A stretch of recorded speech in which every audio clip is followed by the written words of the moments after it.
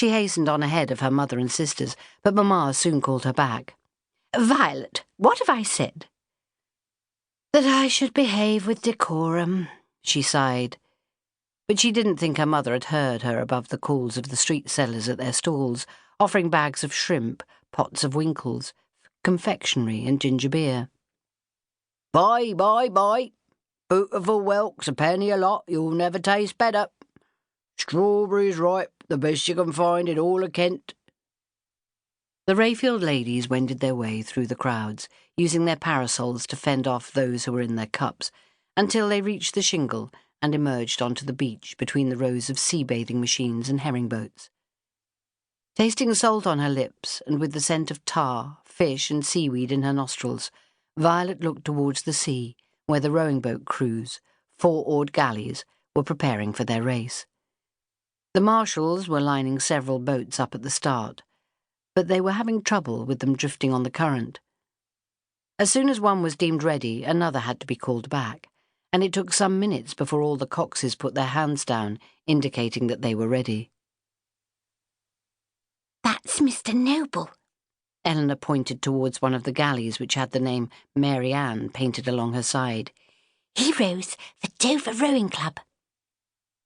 "Eleanor, what have I told you about it being rude to point?" Mamma said. "Yes, that's him with the dark hair, I believe, and his cousin is number 2.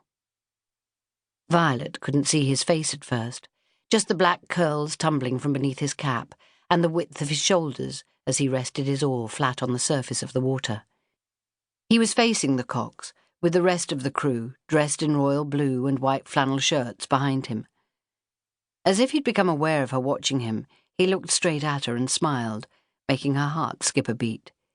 She'd never seen anyone quite so handsome and self-assured. "Then we must cheer them on," Eleanor went on, nudging Violet's arm to draw her attention back to their conversation. "But we've never been introduced," Ottilie countered. "They were at the launch of the Dover Belle. Uncle Edward shook his hand," Eleanor said. "Mr. Noble is the son of the master of Parr's ship." "The Dover Belle belongs to our father and Uncle Edward," Ottilie said, correcting her. Violet smiled. It wasn't that Ottilie liked to be right. She had to be right. "William's elder brother is junior engineer." "The Nobles are a seafaring family," Mamma said. "Your father has known Captain Noble for many years."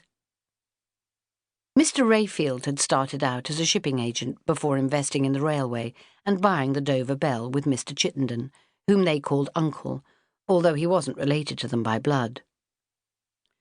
"Come forward," the Mary Ann's coxswain called out.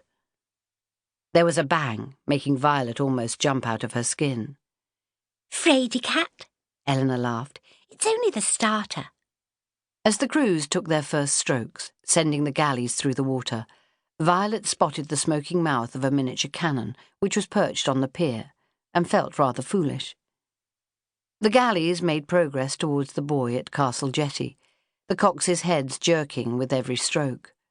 The Mary Ann was in the lead until one of her crew caught a crab in the choppier waves further out. "Long and strong, quick through the water," the coxes yelled orders and encouragement, and the Mary Ann rounded the buoy, gradually catching up, then edging ahead, and taking up the lead once more. "Keep the fire!" "They're winning!" Violet stood on tiptoes for a better view, willing the Mary Ann on as the boat set out on a second circuit.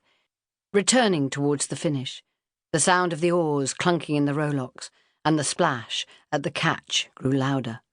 The cheering grew louder too as the Mary Ann crossed the finish line, winning by half a length. "They've only gone and done it," somebody said from beside her. "Them Dover boys are taking the race for the second year in a row. There'll be some sore heads tomorrow." "I hope the new Lord Warden's impressed with what he's seen so far," another said. "Well, I reckon this is the best regatta ever, and Lord Palmerston should be delighted with the show we've put on for him. What's next, anyway?" "Ah, the tub race. There, I've answered my own question." Violet noticed how Mamma looked askance at their neighbours.